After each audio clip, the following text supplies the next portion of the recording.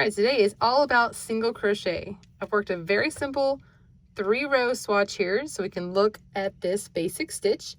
This is usually the first stitch that a beginner learns after they learn how to tie a slip knot and chain. Got a basic single crochet.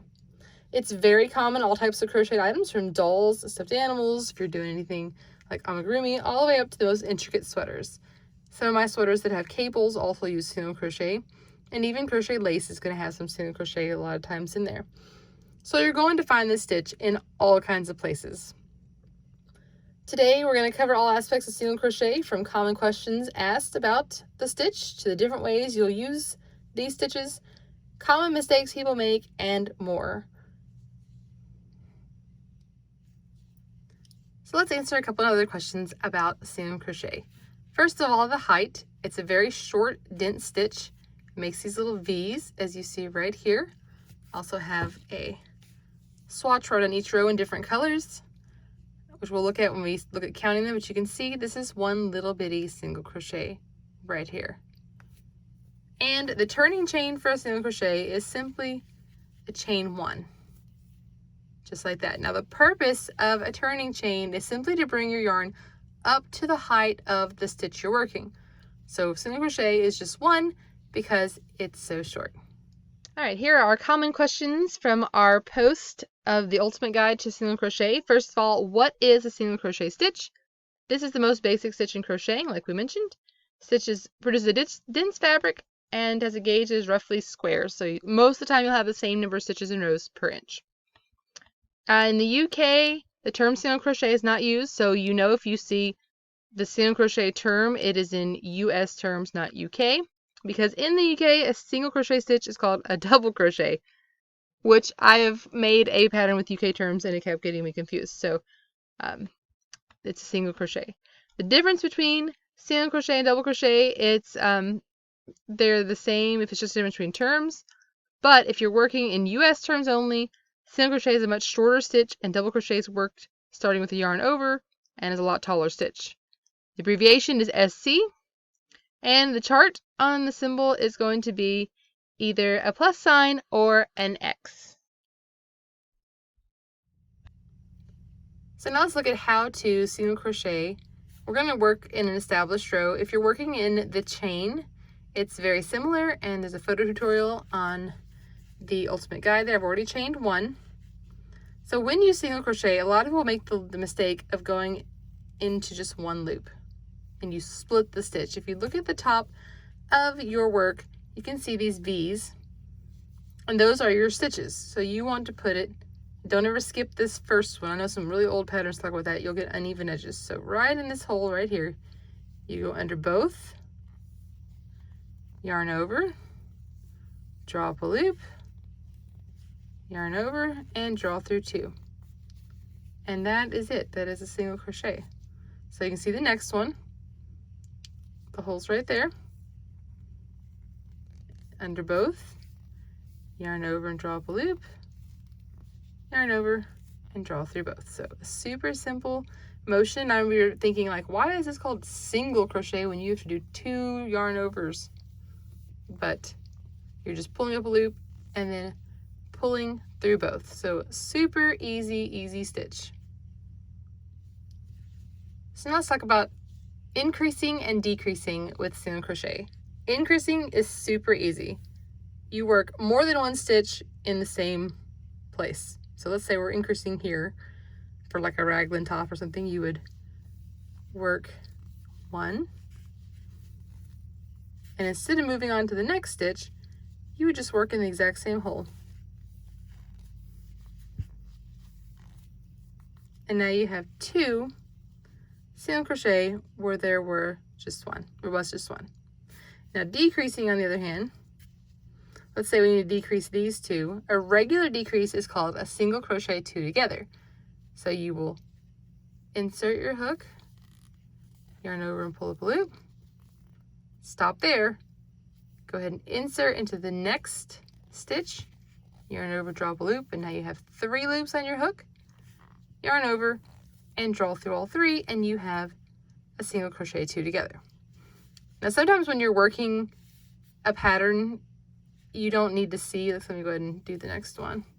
You can kind of tell, especially if you're like working a ball or something, where this is. It has this little extra piece right here.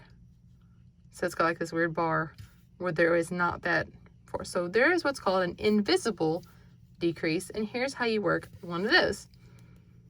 Now you do split the stitch. So just in the front, bring the hook towards you. Do the same thing to the next stitch. So you got it right there. 3 on the hook because you're in 2 stitches. Yarn over and pull through these 2. Yarn over and pull through our last 2. And this, I'm going to go ahead and single crochet in this last little tight stitch here. Now it looks much better in there. So if some things don't matter, I mean, it's not a huge deal where I did it before, but if you want a really neat decrease, that's the best way to go. All right, let's look at my little baby swatch here of our rows and stitches. And I definitely encourage you, if you're new, to practice this. I chose 3 colors because you can work down with one and then back with another. And when you come back with the third, instead of having to cut off the first one, you can carry it up the side. See how I kind of pulled this to the same level, and I started with pink again. This really gives you a feel for how a stitch looks from the front. So these green ones are the way the stitch look when it's facing me. Like when I'm working it, if I was working it right now with a hook, the green ones are the ones, this is what my stitch would look like. You see these little legs, like this is one stitch. See these little legs on it? And then when I come back across the other way, this one, the pink or the purple, you can look at either one, are what the back side look like. So you can see instead of being spread out here, it's closer together in a true V. So if we turned it, you can see that looks just like the other one in the front. So when you're counting something, let's say I'm counting this and they're all the same color, I'm looking for these little V's or these V's. So 1, 2, 3, 4. I have 4 rows right here. You can also tell by your yarn tail, because an odd number row, your yarn tail will be on the left if you're right-handed. And after you work across it, because when you think about it, you made a chain and then you worked row 1 back this way. So 1 was an odd row and here's your tail. So that's an easy way to count the rows. Counting the stitches, if you're on top here, this is easy. 1, 2, 3, 4, 5, 6, 7, 8, 9. I have 9 stitches across because I decreased before I had 11. So, and we decreased twice in here. Oh, sorry, 10. I 10 because I increased once and then decreased. That's right. I had a nice little swatch of 10, and then I messed with it on this row. So it'll tell you here. So if you're counting lower, it's easy to see. I'm like 1, 2, 3, 4, 5. I just count across. On this 2, I'm looking for these little spots here, and you just count. So counting single crochet, at first it can be a little difficult because you're like, oh, well, here's this thing. Is that actually a row or not? So definitely take time to practice counting and looking at the stitch with different colored rows, because it will give you a great idea of how the stitches are made up, how they look from each side of the fabric, and it will help you in the future with all of your projects with counting stitches in rows. One of the biggest problems that I see with single crochet and people having uneven edges is sometimes they'll mistakenly count the chain 1 as this first space, and they'll skip it and go on to the next one, and then come back and try to work into the chain. I don't know about you, but if you've been crocheting for any amount of time, I hate working into chains at the end so much that I do a chainless double crochet.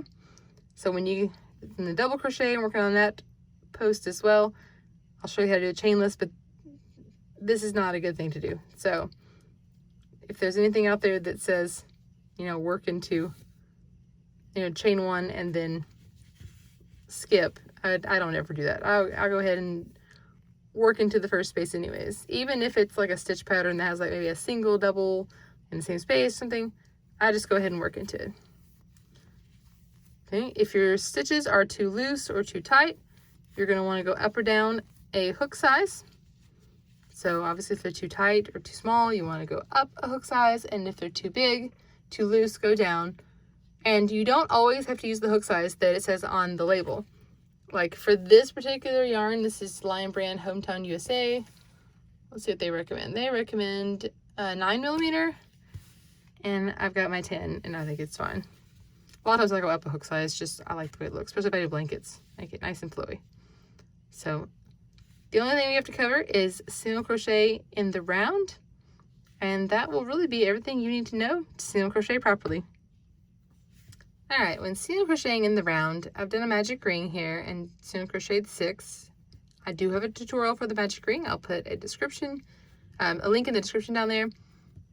There are 2 options though when you're working in the round with single crochet. At first, I didn't understand that you could just keep working continually, and I always slip stitched, which mine's always a little tight at first, so I use my fingernail. And you just slip stitch, and it may call for this in the pattern, and you close your ring, and then you would chain 1 and start right here. 1, 2, 3, 4, 5, 6. Okay, I used to make a mistake of trying to work into this space as well. You don't have to do that, just the next empty stitch. Like I said, 1, 2, 3, 4, 5, and then this one that we joined becomes 6. So you can do that and chain 1. It leaves a little bit of a step. I did that with my first little stuffed animal pattern, and I didn't like the step that it made. And I found out you can just keep working around and around, although you will need a stitch marker because you lose your first stitch. Okay, you just work into, like for this one, if I was doing a circle, I would have to work 2 stitches in each for the next row. It's just common. And you would just keep working round and round and round. But after you do a few stitches, it can be hard to remember where you started. So like this was our first stitch, but can you really tell? Once you keep going around, it really gets confusing. So grab a little stitch marker or a bobby pin, put that on there, and you would just work in the round. You could still, like I just did, you would still increase the same way. You could put 2, and so if it said increase, you would just put 2 single crochet in the next stitch, and then the decrease is the same. If it says single crochet 2 together, you'd work it the same over the next 2 stitches, or you could do the invisible with the first 2 loops. So hope you've enjoyed this comprehensive look at the single crochet, and I'm working on, I'll have half double crochet, double crochet, all those great things coming up very soon, just starting out with the basics. So check out the magic ring tutorial, and I've linked several patterns that use only the single crochet, so go down there in the description and check out those single crochet patterns, and you could be on your way to making your first pair of mittens or a sweater, and you could do that with the simple tutorials that are linked in this video. Thanks for watching, and I'll see you next time.